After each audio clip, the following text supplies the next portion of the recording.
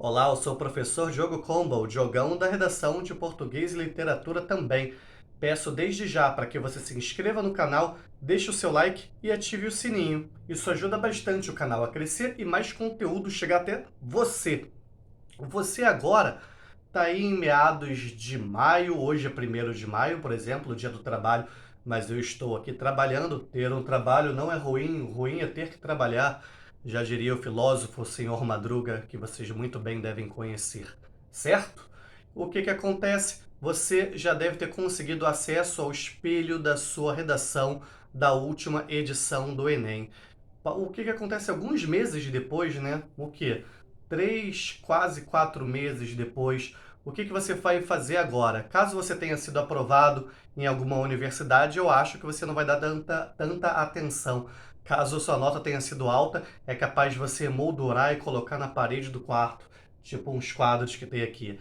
Caso você tenha ido mal, não tenha conseguido a aprovação, esteja fazendo cursinho de novo, eu acho que você vai dar uma atenção a mais. Caso você tenha feito o Enem quando estava ainda no primeiro ano do ensino médio, no segundo ano do ensino médio, você precisa dar uma atenção a mais também. E o que eu te sugiro? Agora, bastante tempo depois de você ter feito a sua redação do Enem, o seu senso crítico em relação ao seu texto, em relação àquilo que você fez, vai estar um pouquinho mais apurado, não vai ter aquela emoção, não vai ter aquela ansiedade do momento. Então você tem que aproveitar bastante essa atividade. De que modo que você vai aproveitar essa atividade? Entra lá, primeira coisa, por favor, imprima lá a sua redação bonitinha. Imprimiu sua redação?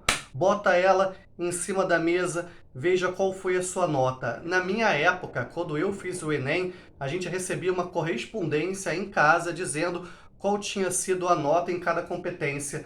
Não sei, sinceramente, se ainda se recebe esse tipo de descrição, esse tipo de discriminação. Eu sei que não se recebe mais a correspondência em casa, mas dá uma olhada no site. Você recebeu a nota por competências?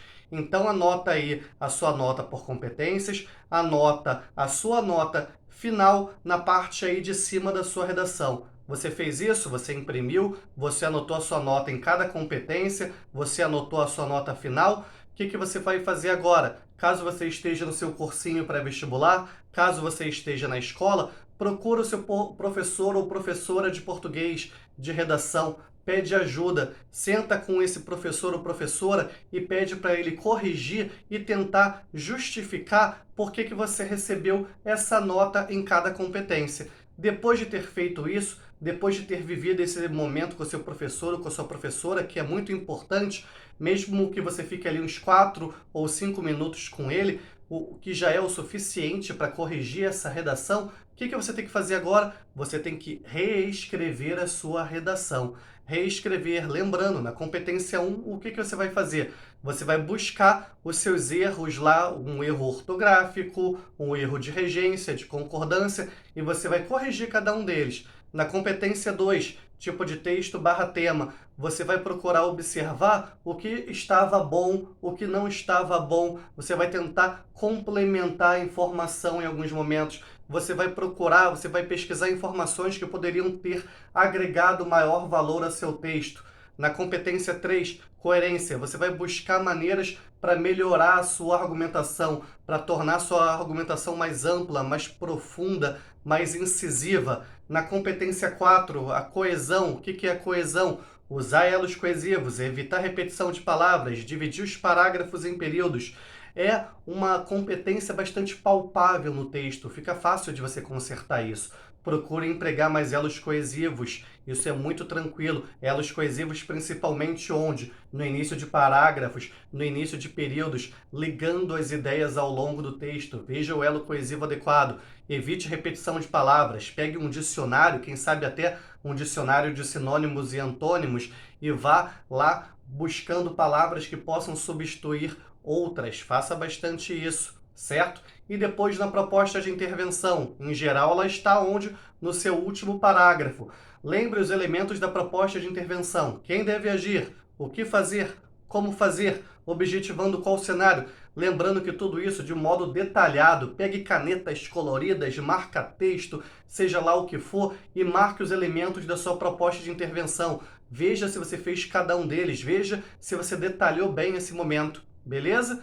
A sua redação vai ficar toda colorida, vai ficar muito bonita, mas caso isso seja uma prática sua ao longo do ano, quando chegar lá no final do ano, você vai lembrar desse tipo de exercício que muitas vezes vai ser árduo, que vai demandar um investimento de tempo da sua parte, mas você vai tirar de letra, você vai fazer um gol de bicicleta no ângulo quase do meio-campo, estilo Zlatan Ibrahimovic, ou quem sabe estilo jogão da redação, sou muito bom de bola também, e você vai dizer por aí, não contavam com a minha astúcia, certo?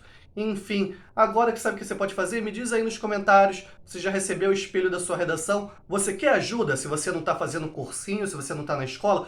Se você quiser ajuda, fala aí nos comentários, ou então me procura lá no Facebook, Professor Diogo Comba, ou lá no Instagram, Professor Diogo Comba. A gente pode negociar para eu corrigir essa sua redação gratuitamente. Você vai ver como, pergunte-me como.